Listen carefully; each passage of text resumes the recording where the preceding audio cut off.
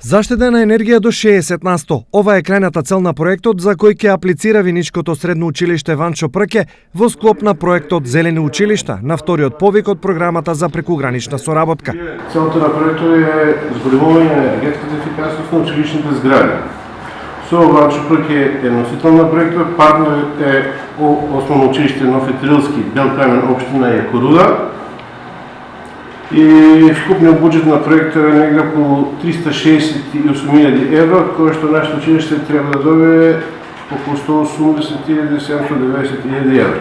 Това се 3 проекти кои што се изработени со целокупна техничка документација. За таа цел, училиштето од локалната побара поддршка на последната седница на Советот на општината. Инаку, кога во прашање енергетската ефикасност, Виница е една од водечките општини на Истокот.